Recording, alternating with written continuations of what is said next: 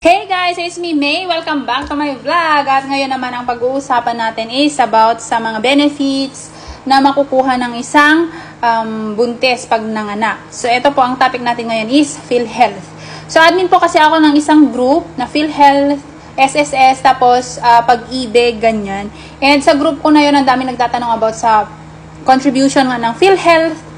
Ano ba yung makukuha nila? Kailan ba sila dapat maghulog para maka-avail ng benefits, ganyan. So, eto nga, since ako naman po ay nagbayad, pumunta ako mismo sa PhilHealth, ganyan, dahil nga, nung nalaman ko na buntis ako, pumunta ako doon para itanong kung magkano yung babayaran ko, paano ko ma-avail, ganyan.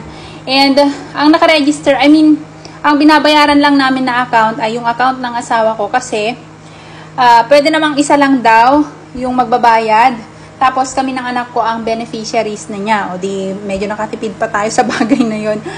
So ang pinabayaran sa akin sa PhilHealth is, so 2023 ngayon, pinabayaran nila sa akin ang buong taon ng 2022. Tapos yung nagbayad kasi ako, July kasi nung pumunta ako doon. August. July yata, July. So July ako pumunta doon. So pinabayaran sa akin ang buong year ng 2022 tapos January hanggang July ng 2023. So nasa mga 7,200 yata yon. Basta 400 per month. Kasi may bagong memo na nga daw ang PhilHealth na nung ibinaba yung memo na yon, yung year kung kailan man inano yung memo na yon is dapat dun mag-start na kailangang bayaran yung mga lapses, yung mga hindi nabayaran. So ako, nung unang mabasa ko sa group ko nga yun na kailangan bayaran daw yung mga hindi nabayaran ng mga nakaraang taon na, parang uminit yung ulo ko. Kasi, aanhin mo pa yun. Para saan pa yun? Tapos na nga, di ba? Kumbaga, kahit pabayaran mo na yun, bayaran mo pa yun, hindi mo na magagamit. Hindi mo nga rin pwedeng makuha in the future. Pag matanda ka na, parang gano'n, yung parang tawag nito, pag mature, pwedeng mo makuha. Di ba? Parang sa SSS, magpe-pension ka. So, parang tapon na lang yung mga naihulog. Yung mga ihuhulog natin ngayon, 2023. Tapos, babayaran pa natin. Ang nakalagay kasi doon na babayaran ko daw is bayaran ko buong 2021 hanggang ngayon, kasalukuyan. Sabi ko, paano ko babayaran yan Ang laki naman po niyan. Ang sabi naman ng taga PhilHealth, mas okay daw na bayaran ngayon dahil wala pang na-implement na parang interest ng mga hindi nabayaran noon. Kasi pag may bago daw na ganun nagagawin, na yung mga hindi nabayaran noon, babayaran pa rin ngayon sa pilitan, ganun, mandatory. Ngayon, mandatoryng bayaran yung mga hindi nabayaran noon, tapos with interest pa. Pero yung na yon, hindi pa nilalabas. So, habang hindi pa raw nilalabas yung ganon, maigi daw na bayaran na natin ngayon. Para kung ano lang yung mga lapses natin, yun yung babayaran. Kasi once daw na inilabas na yung ganon, na bagong policy na naman, kailangan mo bayaran yung mga hindi mo nabayaran noon plus yung interest. Mandatory daw. Sakit sa ulo, 'di ba? Pero sabi rin naman niya, kung wala ka pa namang enough na budget, pwedeng yung 2022 lang muna yung bayaran mo at saka hanggang ngayon, sabi niya sa akin. So yun, binayaran ko yung buong 2022 na tapos naman na, karaan na. Binayaran ko yon hanggang 2023 month of July. Pero sa ngayon, dahil August na, binayaran ko na rin ang August to December. So ang total na naibayad ko is buong year ng 2022 at buong year ng 2023. Basta ang naibayad ko lahat para lang makapag-avail is 400 times 24. So, total of 9,600 for the whole year of 2022 and 2023. I-advance ko na nga sana hanggang March.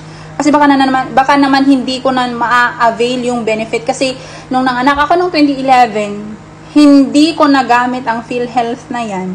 Kasi ewan ko, parang feeling ko na loko ako na ewan. Kasi tinanong ko nung 2011, employed kasi ako ng April hanggang May, June, July, August, September. 5 buwan ako employed noong 2011. So during those months, yung yung employer ko yung nagbabayad ng PhilHealth ko. Di syempre, after end of contract ko nung September, October to March na naman kasi ako manganganak noon March 2011. So, 2010, May hanggang September, yung employer ko yung nagbabayad. So, ngayon pumunta ako ng PhilHealth. Ano bang gagawin ko para magamit ko yung PhilHealth sa panganganak ko, sabi ko. And ang sabi naman dun sa PhilHealth, bayaran ko daw yung October hanggang March. Di nagbayad naman ako. Binayaran ko buong buwan na yon hanggang sa manganganak dapat ako. Ang masaklap, nung pagdating na ng magki-claim na ako ng benefits, walang ibinigay kasi kulang daw yung month na binayaran ko. 'Di ba? Parang nabudol ako doon. Gumastos pa ako. Di sana hindi na lang pala ako nagbayad. 'di ba? So minsan ang daming issue talaga rin ng ng PhilHealth. Ayun, tapos nung tinanong ko bakit nga nagkaganon. Sabi nila hindi raw nag-merge yung contribution ko nung employed pa ako at nung unemployed. Bakit di naman nila sinabi yon noon nung nagtanong ako kung paano ko gagamitin? Diba? Parang niloloko lang nila yung mga tao. Minsan nakakasama rin ng lobby tong PhilHealth. Pero ayan nga, magbabasakali ulit tayo ngayon. Sana this time naman, magamit na natin ang PhilHealth na yan. Kasi napa 9,600 na naman ako. Ayan. So sa group ko na nagtatanong dyan, kung kailangan bang bayaran yung mga previous years, ayan. Yan yung explanation nila sa akin. Kung manganganak kayo next year, 2024, need nyo bayaran ang 2022 at saka 2023. Yun. Depende pa rin sa branch ng PhilHealth kasi parang may kanya-kanya silang, ewan ko ba dyan, may kanya-kanya silang patakaran, rules.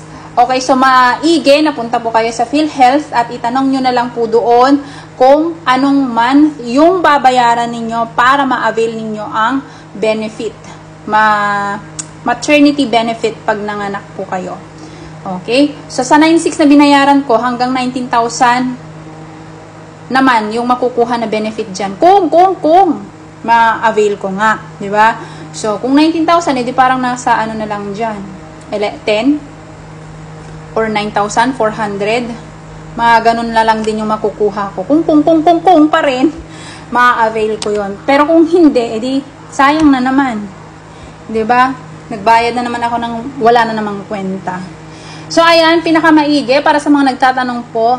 Iba-iba po kasi yan ng sinasabi nila. Iba yung experience ng ibang member, iba yung sa iba. Kaya maigi, punta na lang po kayo sa branch ng PhilHealth na pinakamalapit po sa inyo. At doon po kayo magtanong. Tanungin nyo kung magkano yung babayaran ninyo para makagamit po kayo ng maternity benefit ng PhilHealth. At nakakainit ng ulo minsan dyan. Ay, nako. So, ayun lang po. And, kung may mga katanungan po kayo, please feel free to leave comments down below. Try nating sagutin kung alam po yung sagot. So, ayan, sinare ko lang po yung experience ko kasi manganganak ako next year by February, ganyan, or March. Ayun. So, yun lang guys, and thank you so much for watching. And if you like more videos like this, please don't hesitate to follow and subscribe to my channel and Facebook pages. Bye!